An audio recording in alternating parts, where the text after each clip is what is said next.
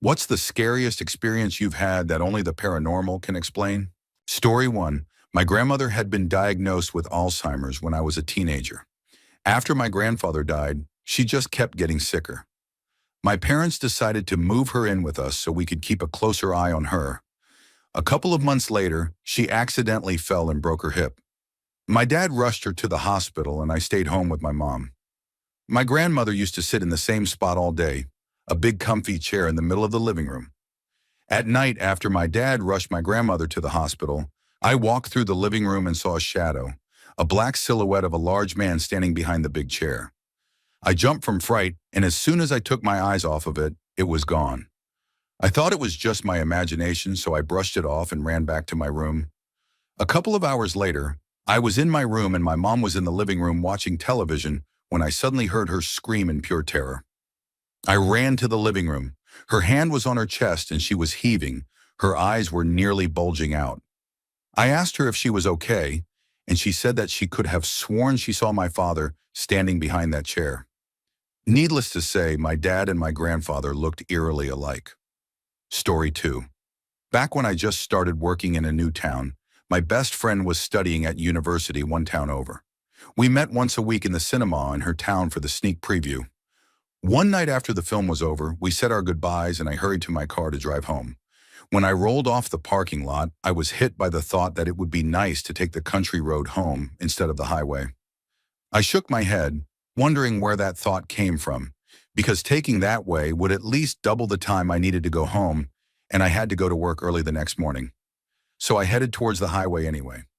I had never been scared of driving before or after that night, but I was almost shaking with fright when I rolled onto the highway.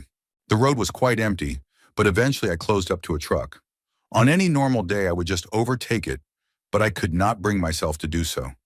Somehow that truck meant safety to me. Thoughts crossed my mind about what the last thoughts of people getting hit by drivers going the wrong way are. Again, I had no idea where they came from. Right before I reached my exit, a driver going the wrong way passed us by. As of today, I have not found a logical reason for my fear that night. I did not listen to the radio. I had a compact disc playing.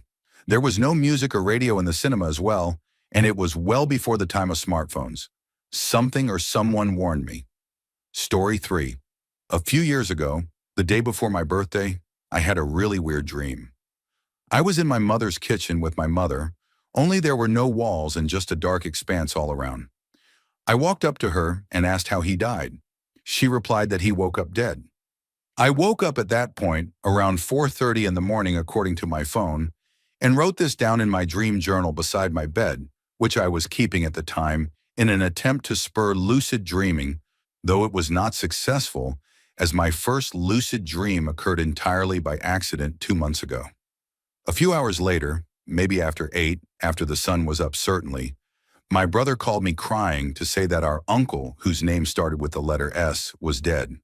Apparently my aunt, whose name also started with the letter S, woke up around 6 to wake him up for work as usual, only to find him with a blue face and cold in the bed next to her, having choked on his vomit. This was a completely unexpected passing. He had no medical conditions that would have worried my aunt, his sisters, or his mother, never mind the rest of the family. Even the autopsy came back inconclusive. They could not find any reason, medical, neurological, or chemical, as to why he suddenly became sick in his sleep and did not wake up from it. Though my aunt did say that the coroners estimated he had been dead 1 to 2 hours by the time she got up, right around the time I woke up from the woke up dead dream. Story 4. When I was younger, my parents got me a bunk bed so I could have friends come over and spend the night.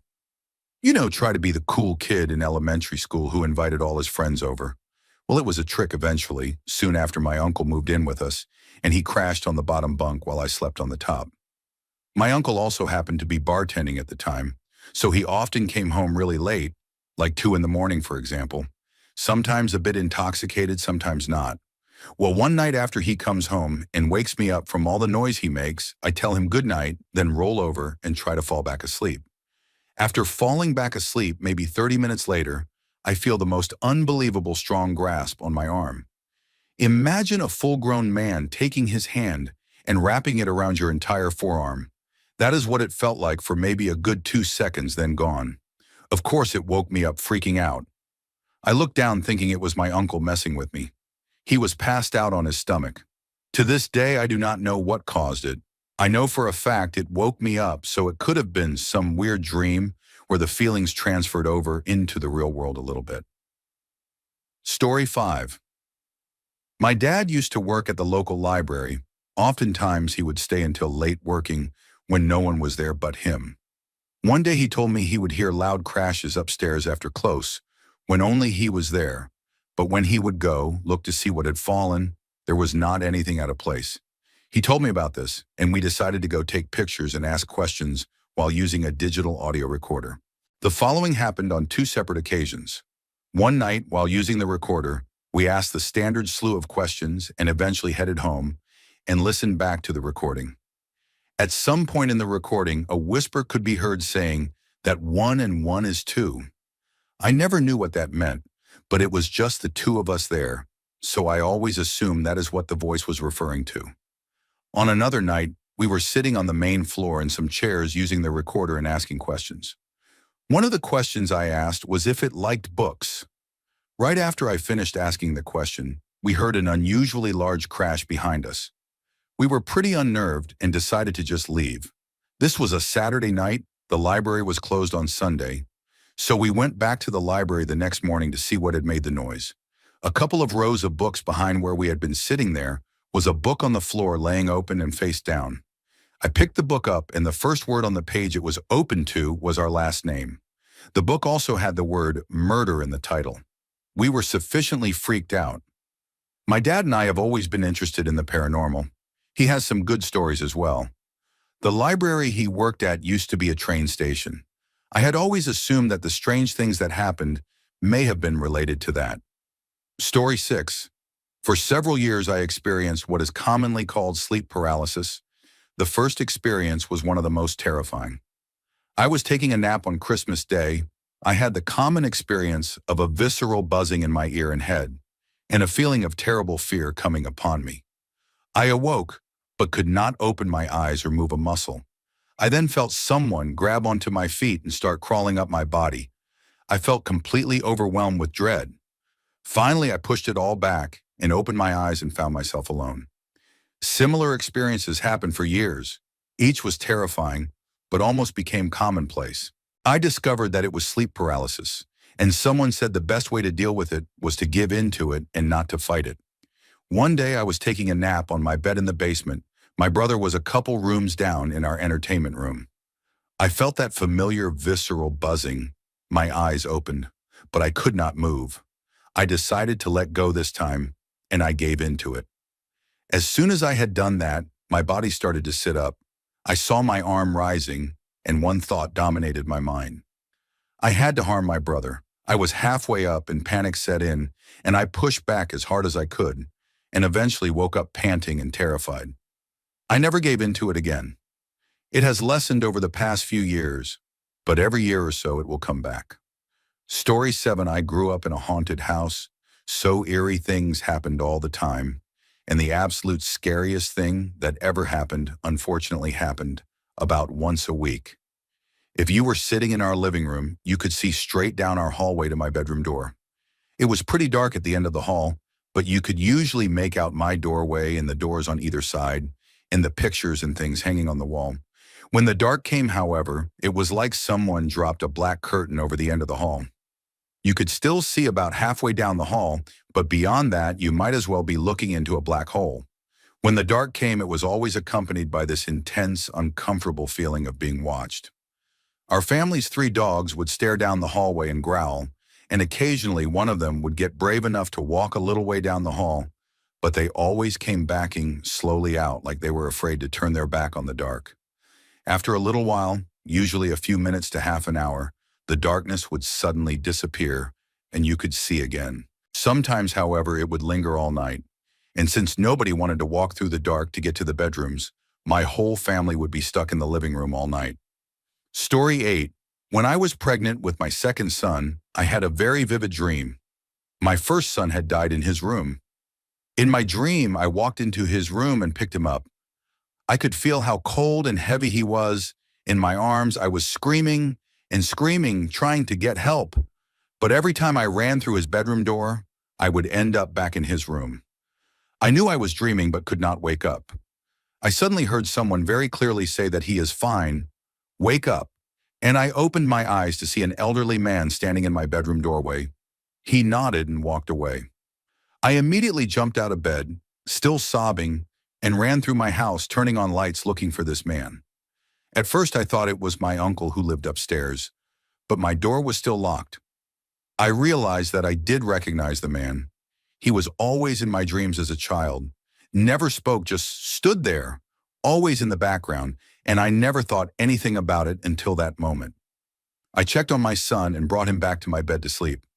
A few days later, I was helping my mom go through some old photos she had been given from her family. She was raised by her aunt, and her family had been super secretive and possessive of photos and such. We were looking at a picture of a large family sitting around a long table. I recognized my mother's biological mom, my great-aunt, great-nana, and then there he was, the man from my dreams and who woke me up, sitting there next to my great-nana, same look, same flannel shirt, pens in his pocket and balding head. I pointed him out to my mom. It was her grandfather who passed away when she was a young girl. She was his favorite, and he was not afraid to show it. I explained what had been happening all my life. He was always in the background of my dreams and never said a word until I had my night terror. There was no way I ever saw a photo of him, and I had never met him in my life. I have so many paranormal stories, I should really write about them.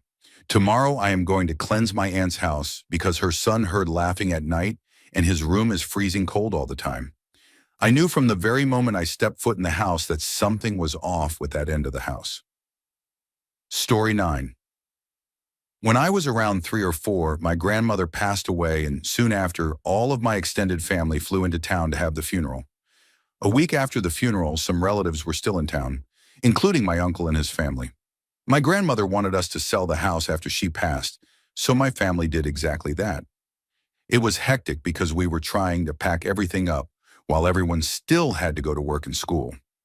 On one of the days that we had to pack up the house, my parents both had work, my older cousins had school, and my uncles and aunts had jobs or other things to do.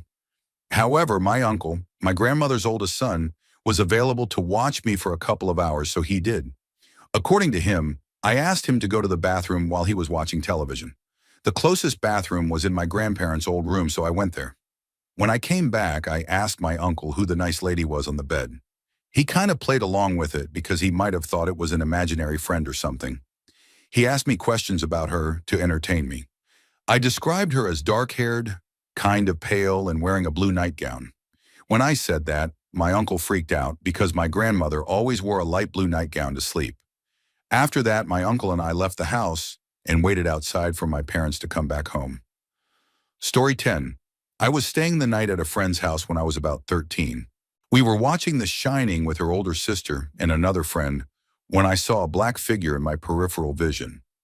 I turned my head all the way to the right and watched this solid black figure in the shape of a man wearing a cowboy hat walk from one side of the house to the other. I did not say anything to my friend when it happened. I thought maybe my mind was just playing tricks on me because the movie was scary. After the movie, my friend's sister and others all left the house to stay elsewhere. My friend's parents were out of town. In the middle of the night, I woke up to someone stomping up the stairs toward the room we were sleeping in. We thought maybe her sister had just come home and ran upstairs to bed. We went to check and found no one. We heard the stomping a few more times and then a really loud bang on the wall between our bedroom and the outside of the house, on the second story. My friend looks me straight in the eyes and says that she asked if I saw the man earlier. I swear no one else was home, and my friend was just as terrified as I was. We hid under the blankets and did not come out until we could see sunlight. This is not my only encounter with unexplained or paranormal things happening. My dad's house when I was a kid was scary to say the least, haunted if you believe in that kind of thing. We used to see a man in a military uniform in the long hallway leading towards my brother's room. The security alarms would go off for no reason, like someone was opening and closing a door over and over again. And one time we had a decorative plate fly off a shelf and hit a mirror clear across the room. Story 11. When I was about 13 years old, we lived in a really old house that was on a farm. One time, my parents were out really late, and me and my brother were the only ones home. I was sitting in living room number one, and my brother went to go get a drink of water or something. My kitchen was next to another sort of living room number two, and it had a sort of bar on the side with a big window cut into the wall, so you could see into the kitchen from living room number two. All these rooms are very small, so when my brother left living room number one, I saw him stop dead in his tracks in living room number two, facing the bar looking into the kitchen. He walked back in and I asked what happened. He said he saw a black figure with glowing red eyes. Me and my brother used to love ghost hunting and stuff like that, but I can tell when he is seriously scared. So a few weeks later, my brother had a friend over, and he left the room to go grab his bag in living room number one. He came running back into the room and said that he saw a black shadow in the kitchen with red eyes. I immediately suspected my brother was trying to mess with me, so I looked at him and said to stop and laughed it off. But my brother's friend asked what I was talking about, and my brother swore on our dead dog. That was something we did not mess with, that he never told anyone except me. That house had a lot of creepy feelings to it and negative energies. We had about 7 pets pass away in that house. Never looked back when we left. Story 12, I was at a visitation a few years ago. I was in line at the casket. It was very crowded and the line was long. All of a sudden, I felt the hairs on my arms stand on end and I got goosebumps. When I looked up, there was this woman sitting on a bench across the room from me. She was staring at me and had a very stern look on her face. Her brown hair looked like she had slept on it and had not brushed it. She was very pale. I stared back at her for about 45 seconds to a minute. She never blinked. People kept walking in front of her, but once they moved, I could see that she was not taking her eyes off of me. It made me feel extremely uneasy. I remember my heart rate picking up. At some point, someone near me in line turned to talk to me. I took my eyes off her to respond. It was a very short conversation, no more than 30 seconds. When I looked back where she was sitting, she was gone. The uneasy feeling stayed with me until I left the funeral home. I scanned the area looking for her. I never saw her again. I do not know if this was paranormal, but it freaked me out. Story 13. I usually get home from work and leave the door unlocked for my roommate, who usually arrives at around the same time. Well, one day, I apparently had locked the door without thinking about it, which turned out to be a lifesaver. Our front door did not have any windows or a peephole, so you cannot see who is there. I was in my bedroom when I heard the doorbell ring. I thought it was my roommate who could not get in because I always left the door unlocked. As I am walking to open the door, I get this overwhelming feeling with chills that I should not open or unlock the door. It stopped me dead in my tracks. So as I am standing on the other side of the doorbell starts just constantly ringing, and I can hear a guy singing and whistling on the other side. He starts knocking and finally tries turning the doorknob over and over. Now, on any given day, the door is usually unlocked, but that day, for some reason, I had locked it. As he is trying to open the door, I hear him yell that he knows I am in there and that he can see my car in the driveway. He stands there for 5 or so minutes and leaves. Do not worry, I had called the police, and apparently he had been running around my neighborhood, doing this to random houses. But who knows what would have happened if I had not had that feeling of locking the door and then not opening it. Story 14. I do not know what to think about it, but here it goes. Around 8 years ago, I was on vacation with my parents and my cousin. My sister could not come as she had just started her first job, so she stayed home by herself. When we were children, both my sister and I used to be really close, mainly because we shared a room for my first 7 to 9 years. We used to have our code with taps for asking things like if I was already asleep or if our parents were asleep. Stuff like that. She is also always doing something or looking for something to do, always being the first up. So when she was up and wanted me to wake up, she would place her face as close to mine as possible and stare at me. I do not know for how long she would stay like this, but I can clearly remember multiple times waking to her doing this. I, of course, would shout or at least panic until realizing it was her. I guess it was fun for her, and I have to admit I also did it a couple of times. So now we are on our trip. It has been at least 10 to 12 years since the last time my sister pulled this prank on me. My sister and I are not as close as we used to be. We have certainly grown a little apart, but we still love each other. It was the last night in our trip before heading back to our city, and we had just found this nice hotel close to the pyramids in Palenque, which meant no cell phone service. We were sharing a room, my mom and dad in the first bed, and my cousin and I in the other one. At some point around 4 in the morning, I woke up to the same old sensation that someone is staring at me, so I opened my eyes and I could clearly see a face. My immediate reaction was to shout, waking my mother up. I have to say that this sensation by itself is really scary, but years of experience with my sister waking me up like this took the threat away. So despite my shouting, I was not scared. It was just too familiar. My mom turned on the light and asked me what happened. I told her that I was pretty sure my sister had just woken me up. I know it did not make any sense, but I felt it was her, though I cannot say I saw her face. I just saw a face and then it disappeared immediately. My mom is really superstitious, so she could not sleep after that because she felt something was odd, and I could not sleep thinking of my sister. Later that day, in the morning, we noticed we all had lots of missed calls. My sister was involved in a really bad car accident. Luckily, she only had minor injuries. To this day, I do not know what to make out of this experience. My brain tells me it was just a coincidence.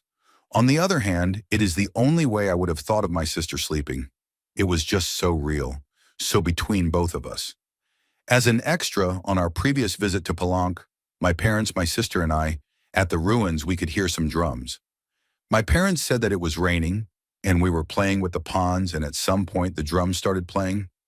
Our curiosity made us follow the sound, getting us deeper and deeper in the jungle. I cannot remember why we stopped, but when we finally made it to the exit and asked the security guy about the music, he said that so you heard the drums as well. He then proceeded to tell us that a lot of people had heard them at different times and they did not know the source of it. Story 15, I have had a few, some which I have posted before. Here is one I do not think I have. I can elaborate if more information is needed though. Sorry it is long. I went on holiday to Wales in 2012 with 7 friends. 5 of my friends went to this club that was really expensive to get in, and being a poor student, me and 2 others decided to go on the beach. Our apartments faced the beach, and we had steps going down to our apartment, but you could also get to it from the back by walking down an alleyway with a sensor light that lit up when you walked down it. We get to this alley, and I start freaking out and feeling scared to the point of almost crying. We walk down the alley onto the beach. No one seems to be around. We walk down the beach seeing no one, and I still feel a bit freaked out. I look up after walking for a few seconds and see this black, opaque figure in the alley we had just walked down with its arms stuck out to its sides. I am freaked out, but try to keep my cool. It looks as though it is about 7 feet tall, and we are away from it, so it would be taller close up. I go saying, "What is that?" and run along to the beach to the left and into the dock where there are street lamps because I am that terrified. My friends follow, and my skeptical friend asks what I am doing, thinking I am being mad. Before I can speak, my other friend says, "Did you not see that black figure?" Skeptical friend, who started running a couple of seconds after me and looked up at the alley, says he did not see anything in the alley after we told him what we saw, and tries to come up with answers such as, was it an ill person, which is why they look so weird. Obviously, we do not know, but my other friend and I both saw it and were freaked out. It was freakishly tall, seemed sinister, and had a black, opaque look to it. We saw no one and heard no one when walking down the alley. I go back to my apartment. 8 of us were sharing 2 apartments, and make them wait until 2 in the morning until the others come back. For the next couple of days, I feel freaked out sleeping in the room I share with another friend and feel like something is watching me from the corner, although that could be because I was freaked out from this experience. 2 days later, we are on the beach and I need the bathroom. I am very shy, so take all 3 keys to our apartment and check no one needs to go in, saying I will be 5 minutes. I go in with the keys in a pocket and go to the bathroom. I had been playing a trick on a friend as the toilet light switch was in the hallway outside the bathroom and had been turning it off when she was in there. I was immature. I was on the toilet and suddenly all the lights went off, both in the bathroom and in the hall. I could see through the crack under the door that the hall light was off. I heard laughter and footsteps and assumed I had left a key and my friends were playing a prank on me. I still felt afraid, and my phone went off, and I saw I had texts from my friends begging me to let them in. I washed my hands and opened the door, terrified but still convinced that it was a prank. I went into the hallway and all the lights were off. I went into the living room where the main door was and saw all of my friends there outside waiting for me looking puzzled. And when I asked later, they said they felt that they should come back. I checked my pockets and I had all three keys, and when asking, the neighbors found out they had not had a power cut. The light switch next to the bathroom had also been switched down, so it seemed as though this entity had been watching me play this prank on my friend and had copied it. I saw the black figure again down a different alleyway near some caves on the beach. We went on a ghost walk and were told about a mare that was hanged in the area. Me and the friend who had seen the figure just stared at each other at this point, and the ghost walk leader said that, "Have you seen it?" Although that could have been her trying to make the ghost walk scarier, and this figure did not really look hanged, if that makes sense. We got back from the ghost walk to find that our friends had started a food fight between apartments. They ran onto the beach, but some went round the front and some went round the back and down the alleyway where I first saw this figure. I ran behind them, but had not put my shoes on, so was behind them. It was gravelly, and saw the figure ahead of me. But it was not in the alleyway I had first seen it in, or the second one. It is hard to describe. Perhaps I can find pictures of the surroundings. And it was at a different angle and was on the side road ahead, instead of down the first alleyway, which would have been to the right. I stopped and ran back to the apartment. The next day I made our friend drive some of us down these roads where these alleys and side roads were, and there were no statues or anything that looked like this figure. On the last day of the holiday, we went into the other apartment our friends were in, which was not where I had had my occurrences, such as with the lights going off, but it was next to the alley where I first saw this figure, and the kettle was unplugged for a phone charger to go in and was taken off the kettle stand that kettles used to boil on. I cannot think of the name. It boiled by itself, whilst not plugged in or on the stand. Story 16, I have two stories. One scary, one not so much. When I was young, 6 to 7 years old, we moved into our first house. I had a very visceral nightmare about a man chasing me out of my home with a handheld sickle. At first he resembled my father, and when I got out of the house, I turned around and his face was different, skin pale as Michael Myers' mask from Halloween. Eventually I woke up and eventually forgot the dream. Fast forward to about 9 to 10 years old. I was home alone for summer break, and around 10 in the morning, I felt a strong urge to get out of the house. At first I thought there was an intruder, but no evidence to support or even suspect someone had broken in. The best way to describe it was that my fight or flight was triggered and my brain was screaming run. I ran out the back door and to my backdoor neighbors, who had kids around my age, but had a babysitter. The babysitter let me hang out until my dad came home, but I watched my house from afar looking for any signs of activity, such as people in the windows. When my dad came home, I returned home, and I never told my dad out of embarrassment for being so afraid of nothing. Eventually, we moved to a new home when I was 13. The house dated back long ago, like pictures of the house surrounded by empty plots old. We had an old stair closet that never stayed closed. No matter how many times we closed it, next morning it would be open. No matter what. I never felt alone in the house. When I was asleep, I felt like I was being watched. One day I come downstairs and start making a sandwich unbeknownst to my parents. My father makes a comment asking if I was stomping up there. I make a comment that I was in the kitchen. My father and mother become spooked and grab a bat and a knife. They proceed to check every room of the house for an intruder, but we never found one. These problems remained chronic so much that we just got used to it and jokingly dubbed the ghost Jim. Anytime we heard a weird noise, we told Jim to knock it off or told Jim we were not in the mood. Of course, the noises never stopped. It was more a coping mechanism than anything. Story 17.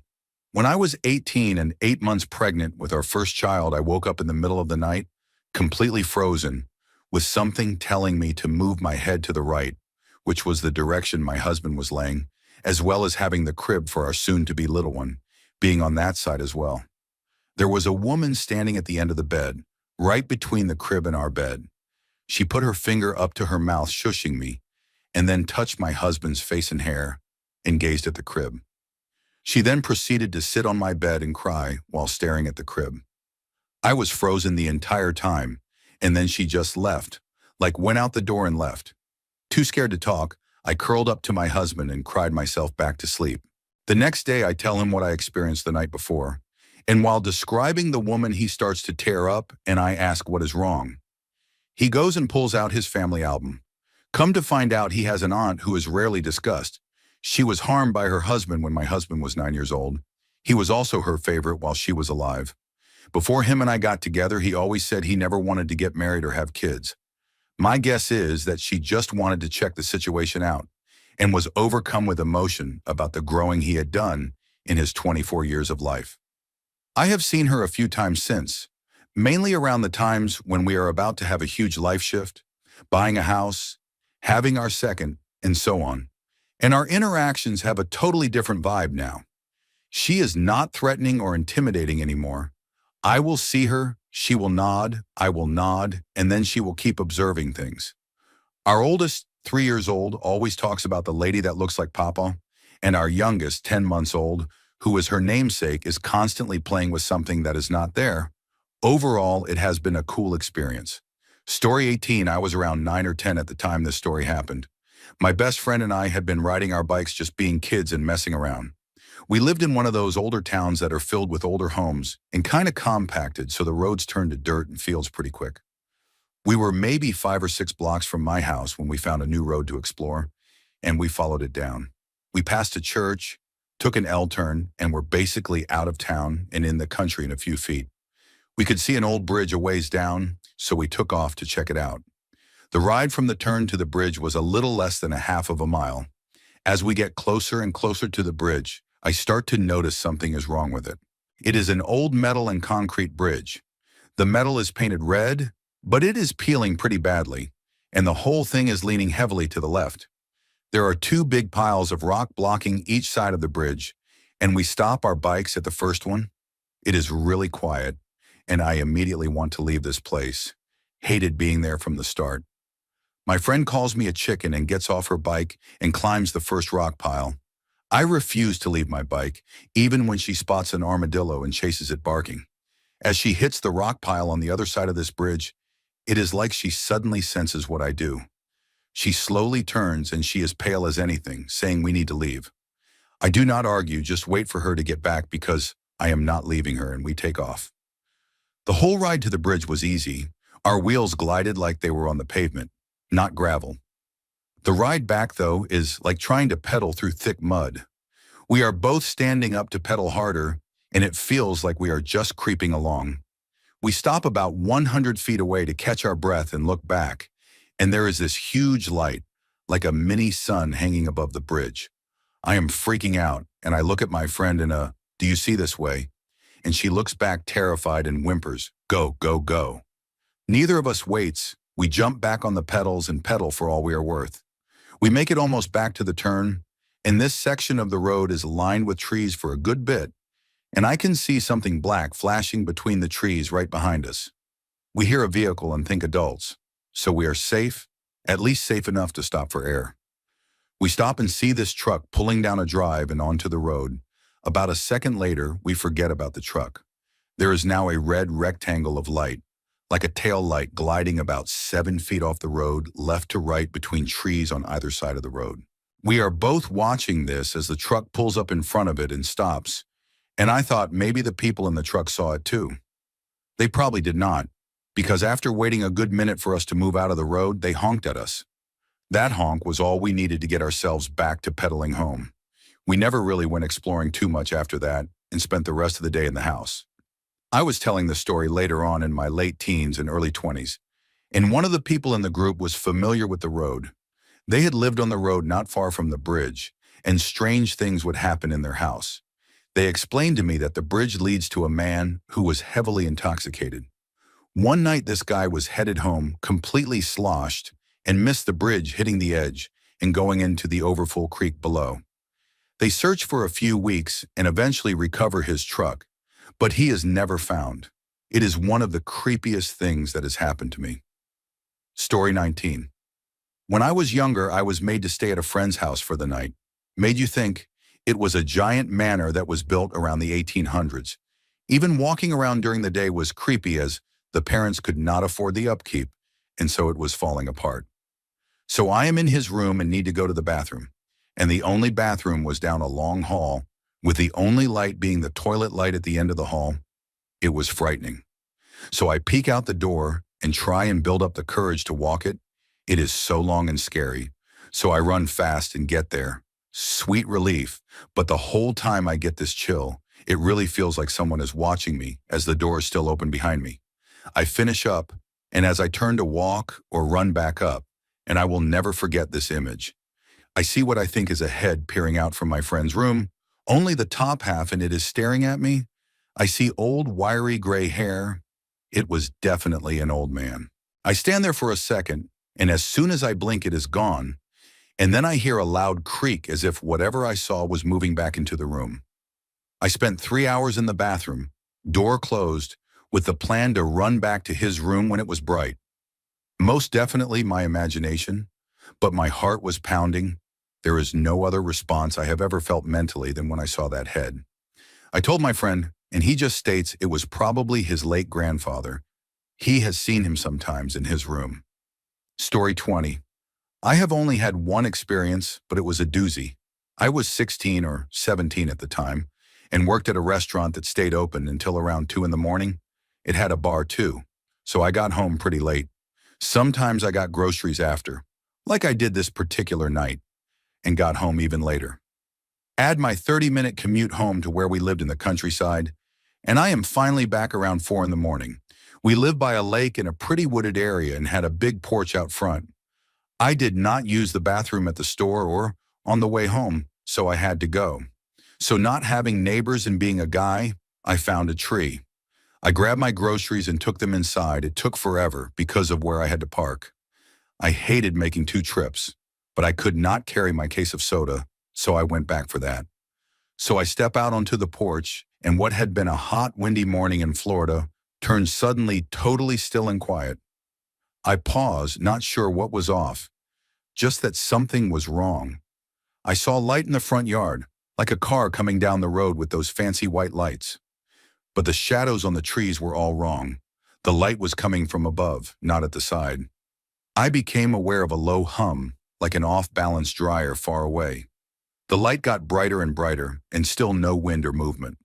It was like that for what felt like forever, but maybe like 45 seconds. Then as suddenly as it was there, the shadows faded. But they never went left or right, so whatever left went up. I could not look up because of the porch awning, but I was so frozen in place, I do not know if I would have. I left the soda and bolted inside. Never could rationalize that one. Story 21. This happened one summer in Mexico in a small ranch or village. I saw a girl get possessed once. She fainted and I caught her. We put her to bed and she started acting weird. She was crying and did not want to open her eyes because she would see little demons or something. Her dad was harmed when she was young, and she kept insisting he wanted her to go with him and said she could see him giving her his hand. 4 grown men struggled to keep her from raising her hand to grab her dad's. This went on for a few days with people constantly by her side. The part that really shocked me was that she started speaking English. She was adamant that her crush was going to come from work and that she had to take good care of their baby. She did not have kids. I forgot how she calmed down, but she ended up leaving to her mother's house in the city, where she got better to the point where they felt she was okay to go home to her grandmother's house. As soon as she goes in the room she was in, she burst out running and just kept going and going and going. She left for good, ended up coming to the United States with family, and never really looked back. To this day, I do not know if she just had a mental breakdown or what. But mental breakdowns do not teach you languages you do not speak or make you way stronger than you should be. Story 22. 4 years ago, I moved into my first apartment. It was a small studio with no bedroom door. It was the first time I had ever lived on my own, and I brought my 2 cats with me. I had a long mirror hanging on my closet door. Many nights I felt like something dark was in the mirror and was watching me. I kept telling myself that it was in my mind, and this was the first time living on my own, and I was just trying to get used to things. The sight and feeling happened most nights. One day I was sitting on my couch and heard a rustling noise and looked over at my trash can. It was a swing lid, and I watched it swing to the right, then to the left, and then it stopped. I walked over to inspect. No vent air was hitting it, both cats were in the bedroom, and there was not any trash inside. I thought it was strange, but pushed it out of my mind. A couple months later, a friend and her 3-year-old daughter came over, and we hung out on my patio. Her daughter kept going in and out of my apartment, shutting the sliding glass door behind her each time. After a while, she ran to the glass door in a panic and opened it, jumped out and slammed it shut, then threw a rock at the glass door. We asked her what was wrong and what scared her. We asked her if the cats scared her or a spider. She simply replied, "Ghost." I was stunned. I had not told anyone what was going on before this. After a while, things started to happen more and more. My cats would fight on my bed, or be doing something on my bed, and then would all of a sudden stop and look at the top left corner of my bedroom simultaneously. It would always be the left corner. I always checked to see if it was a bug or dust or anything else, and it was not. They would be facing the opposite direction and then both turn and look at that corner. One day I went into my bedroom to get a winter headband from my closet. I looked at my bed before walking into the closet and for some reason made a mental note that my bed was made and nothing but 2 pillows were on it. I am normally a messy person. I walked in my closet knowing the headband was there because I saw it the day before. I could not find it and said, "Forget it, I will just wear the hat I found." I turned and walked out of the closet, and draping off the side of the bed right in front of the closet door was my headband. As time went on, I became more and more freaked out, so I started sleeping with the bathroom light on. I woke up one night and felt 2 very light footprints at the end of my bed. I looked around and saw one cat fast asleep in the cat tree in the corner and the other fast asleep next to my pillow. Out of the corner of my eye, I see the corner of my comforter flip up. Then all of a sudden, it felt like a large hand grabbed the right side of my face, and I felt like I was spinning and felt sick and kept trying to force my eyes open, but I could not. It had to have been for 15 seconds, but it felt longer. Finally, I was able to open my eyes and the spinning and ill feeling stopped. Shortly after, I felt 2 light footprints at the end of my bed again. Things would happen, and then nothing for a couple of months. One night I woke up and saw my hairbrush and night cream slam onto the ground. At first I thought it was my older cat because she liked to knock things over to wake me up. I kept calling her name, and my younger cat walked in from the living room to inspect what was going on. I kept calling my older cat's name and peered into the living room and saw her, and she would not come into the room. She looked scared.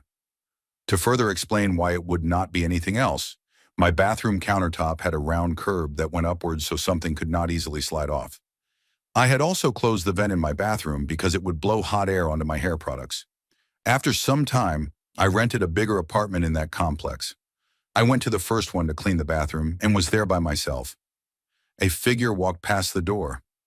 After moving into my second apartment, the realization that I was being followed by the spirit came to light. It knocked on my door, and without realizing it, I let it in. Thus, more things have happened, and now living in a townhouse, it still appears every so often. Story 23. In my late teens, I had nightmares quite frequently. That may not be the most accurate term, but it fits to me. They were semi-lucid dreams insofar as I knew I was not awake, but I could not control what was happening. The nightmares were always different experiences, but I had the same objective in each one: save as many people as I could from what was happening. People around me would be dying from a fire, or being hurt, or a wild animal would be harming them, and I would have to sacrifice myself to try and save them. The thing was, there was always this thing in my dreams with me. Once it was a doctor with no face, another time it was a bear. I even remember it being the front door to a house once. Whatever it was, it always had the same foreign feeling. I do not think I created it in my mind. I honestly think it came in. It would always be in the wrong place at the wrong time and hinder my objective in the nightmare. This thing would ensure my nightmare took the worst turn possible. Then I would get sacrificed in some way and die. I would not wake up like you normally do when the bad thing gets you, though. It would continue until I experienced my own death, pain included.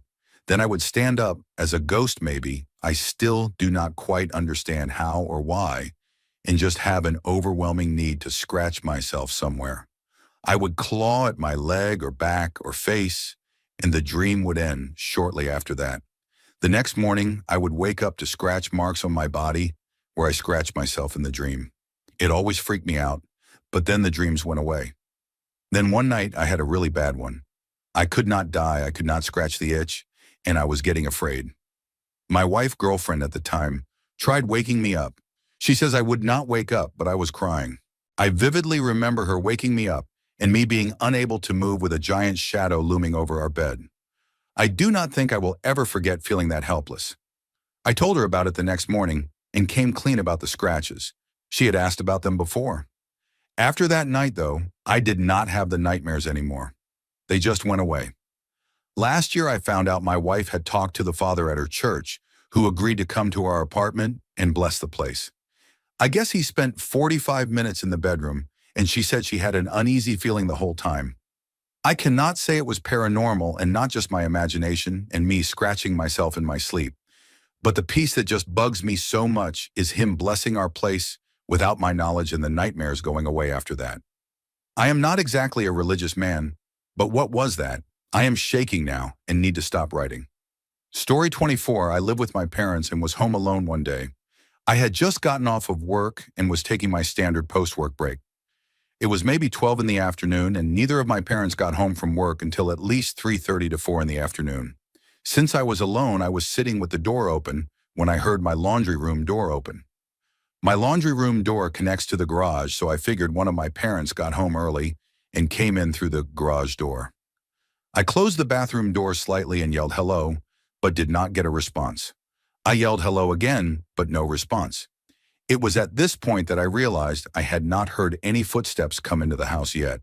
We have old wood floors that creak really loud whenever you walk on them, so it is always obvious when anybody's walking anywhere in the house. I finish and get up to see who is home. As I am standing up, I hear the laundry room door slam closed. I walk towards the laundry room and into the garage since I would catch whichever parent was home leaving the driveway. I open the laundry room door and the garage is shut and the light turned off. Our garage light stays on for 15 minutes after someone has opened the door before turning off. I was kind of freaked out now, so I lock the door and go into my room to watch videos.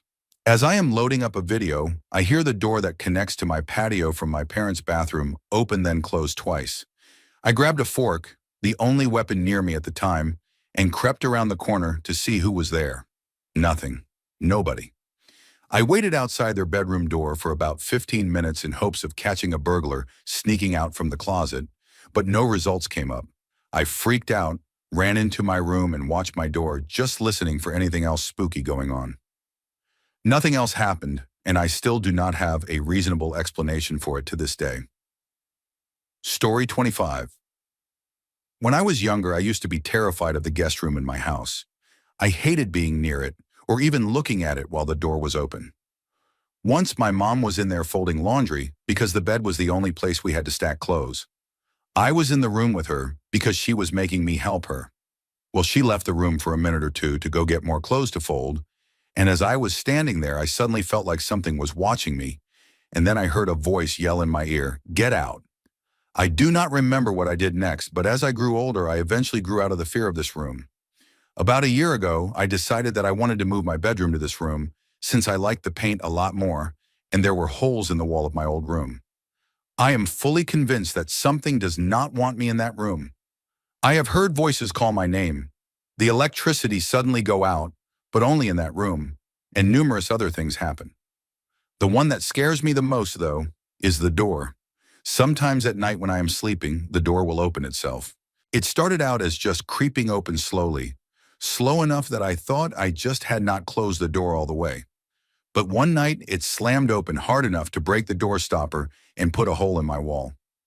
Whatever is in my house does not want me in that room with the door shut, and I do not know why.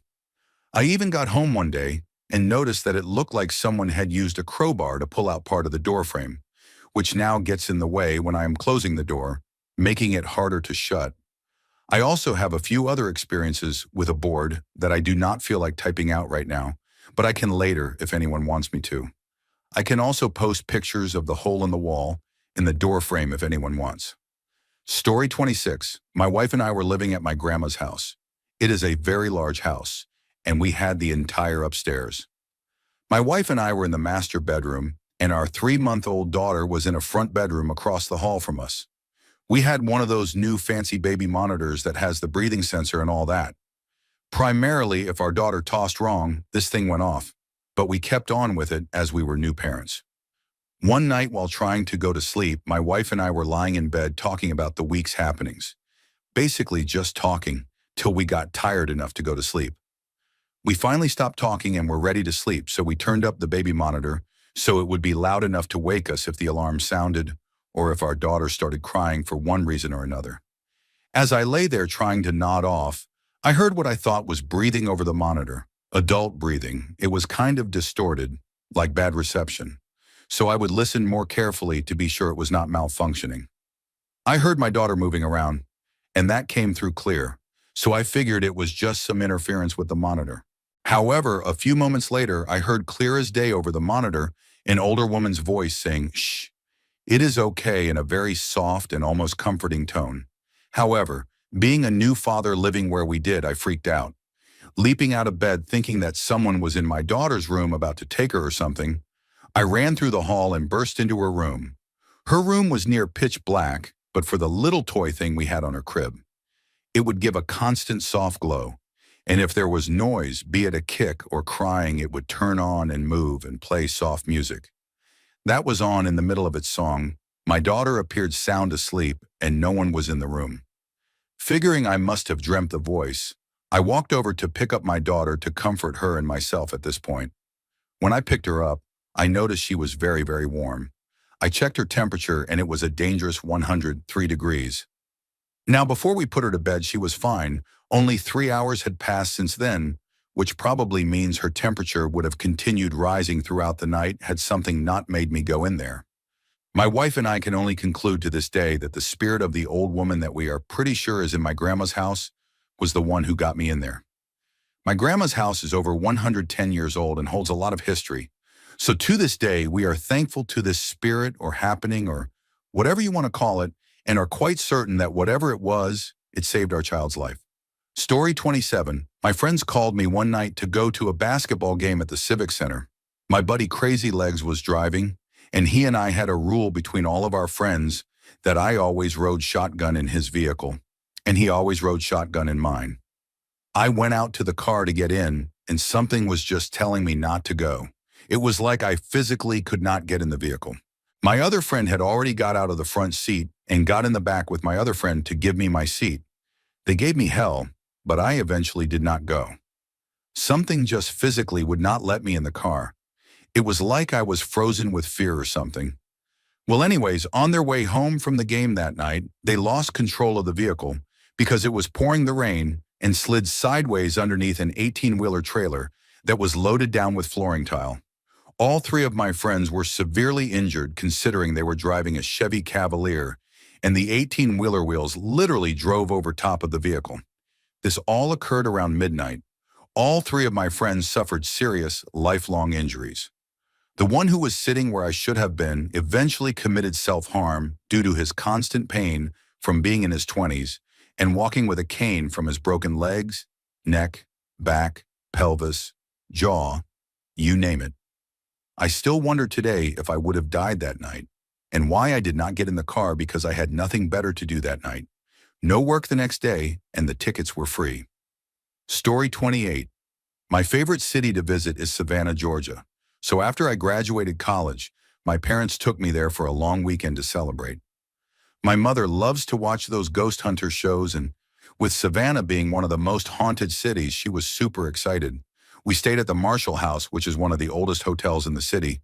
It also happened to be a yellow fever hospital at one point in its long history. We ended up getting a suite with a bedroom separated via French doors to a living room with a fireplace and a pull-out couch where I slept. Night 1.